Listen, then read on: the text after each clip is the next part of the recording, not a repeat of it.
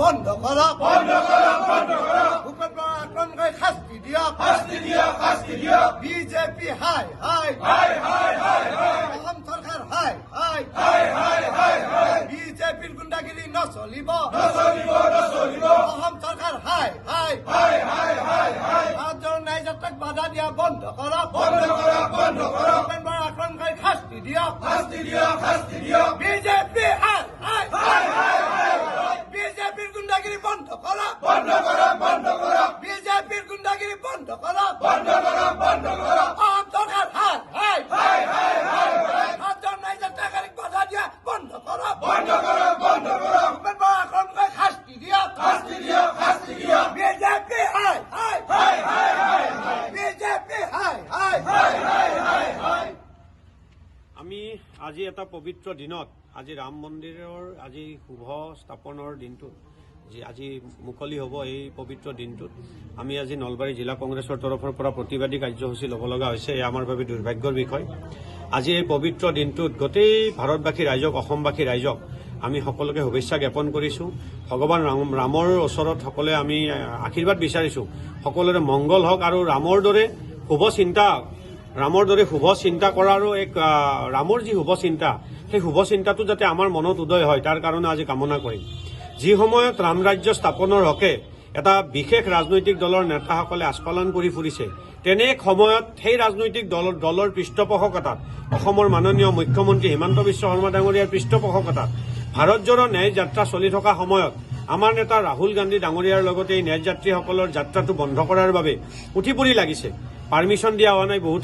বহু ঠাইত পাৰ্মিশ্যন দিয়াৰ পিছত ৰাস্তাত পেট্ৰল ডিপু বন্ধ কৰি দিয়া হৈছে বহু ঠাইত আনকি তেওঁক বাধা দিয়াৰ চেষ্টা কৰা হৈছে আজি বটদ্ৰৱা থানত তেখেতক প্ৰৱেশ কৰাত বাধা দিয়া হ'ল এয়া ভাৰতবৰ্ষ আৰু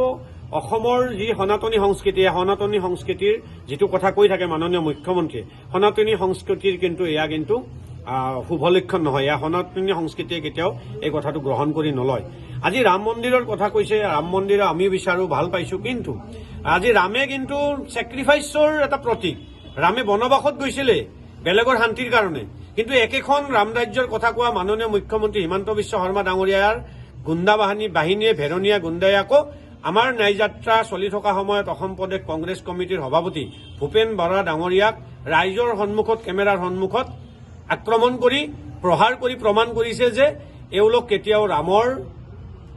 ভক্ত হ'ব নোৱাৰে ৰামৰ যি চিন্তা এই চিন্তা আৰু আদৰ্শ আৰু সনাতনী ধৰ্মৰ প্ৰতি আসক্ত ব্যক্তি হ'ব নোৱাৰে সনাতন ধৰ্মত ৰামৰ আদৰ্শত জীৱন আদৰ্শত এই কথাবিলাক কেতিয়াও কতো উল্লেখ নাই আৰু দৃষ্টিগোচৰ কৰিলে ভালদৰে মন কৰিব হিমন্ত বিশ্ব শৰ্মা ডাঙৰীয়ালৈ আহ্বান জনাইছো যে যিজন ব্যক্তিয়ে ভূপেন বৰা ডাঙৰীয়াক আক্ৰমণ কৰিলে জয়ৰাম ৰমেশ ডাঙৰীয়াক আৰু কংগ্ৰেছ কৰ্মকৰ্তাসকলক এটেক কৰিলে তেওঁলোকক আজিৰ ভিতৰত এৰেষ্ট কৰক এই পবিত্ৰ দিনটোত প্ৰমাণ কৰক যে ৰামে বিচৰা অসমখন ভাৰতখন এই অসম চৰকাৰখনে বিচাৰে অন্যথা আমি বুজিবলৈ বাকী নাথাকিব